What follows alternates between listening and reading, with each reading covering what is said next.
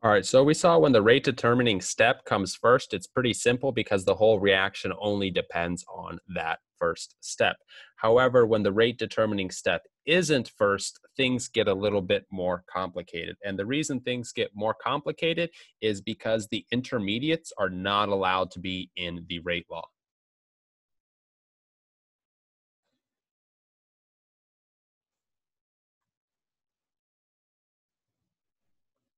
And the reason that we don't allow intermediates in the rate law is that they're not useful.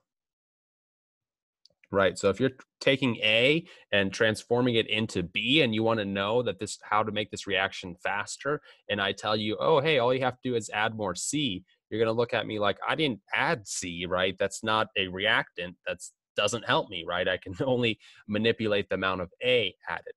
And so the way we get around this is that we recognize that these steps before the RDS, before the rate determining step, reach equilibrium. And remember our definition of equilibrium, it's that the two rates are equal. The rate forward and the rate reverse are equal. So every step before the RDS, we say that the reactants, the K forward, so we'll call this K1 to products, is equal and opposite to K of -1, right? So the rate that the reactants are going into products is the same as the products going into the reactants. So overall, it looks like nothing is happening. So let's take a look at an example. Here's the overall reaction. So here we have two hydrogen gases combining with two nitrogen monoxides to form two waters and two nitrogen gases. And let's say we're going to say that you did some stuff experimentally, you did some experiments, and you found that the rate law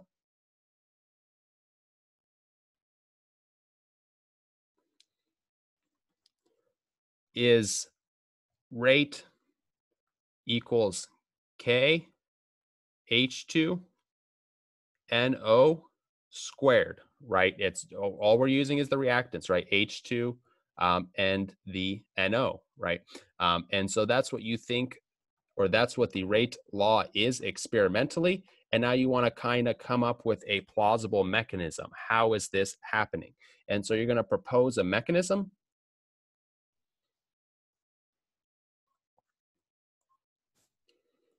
Right. So this, you're going to say that this is what I think is happening, right? And in order for your mechanism to be valid, it must match the experimental rate law.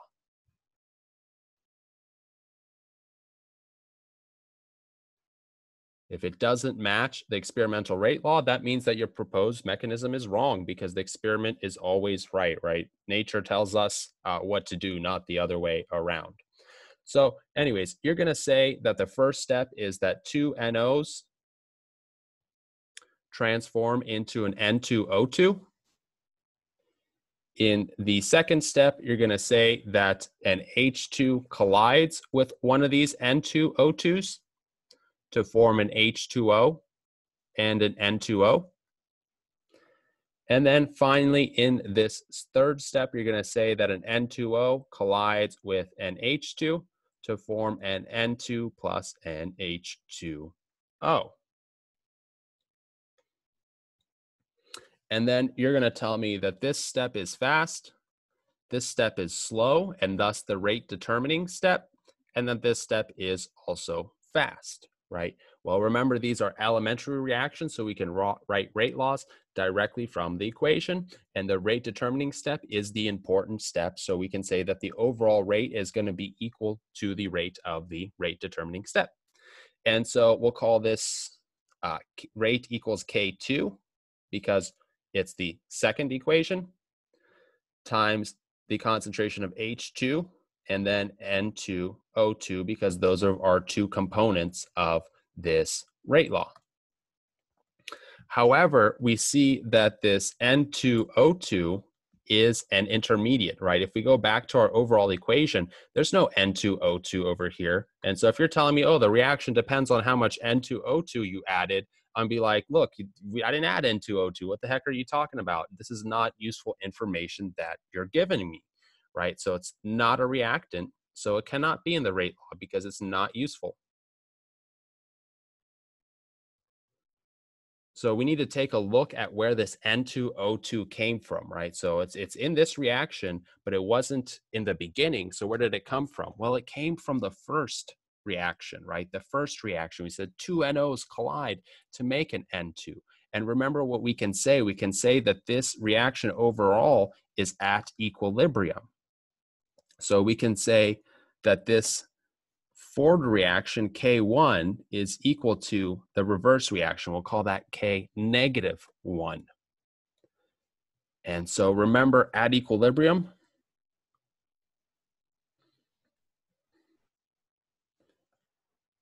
the forward reaction is equal to the reverse reaction. And so K1 is equal to K negative 1. And then we can go ahead and write rates for them, right? Oops, my bad. The rate of 1 is equal to the rate of negative 1. And we can write rate laws for both of them, right? The rate of 1 is going to be NO squared. The rate of negative 1 is going to be N2O2. So we can say this is K NO squared. We can say this is K negative 1 N2O2. Now, since what we want to get rid of is the intermediate, the N2O2, we want to solve for our N2O2. And so we're just simply going to divide both sides by N2O2.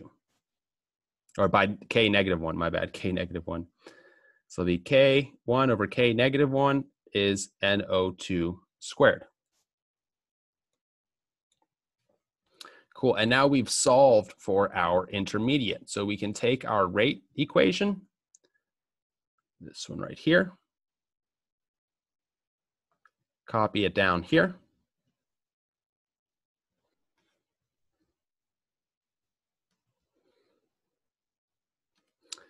And we can take all of this stuff and plug it in for our N2O2 because they're equal. And so your new rate becomes rate equals K2H2 times K1 over K negative 1 times NO2 or NO squared, NO squared. And then finally, the last step, and what you're allowed to do is combine all of your Ks into an overall K. Because they're all just constants, so they can just all sum up to become some kind of new constant, right? So then your rate is equal to K H2 NO squared. And so if we look back to our experimentally found reaction mechanism, right? We found this experimentally. We see that it does indeed match our proposed mechanism, right? They're the same thing, right? This is the same as what we found experimentally. So we can say it matches experimentally found rate. So it is a valid mechanism. And so that's pretty cool, the relationship between the rate laws and the reaction mechanism. So this stuff it's pretty tough. So you got to do some practice. Take a look at in chapter exercise 12.14 for another guided example of how to do these problems.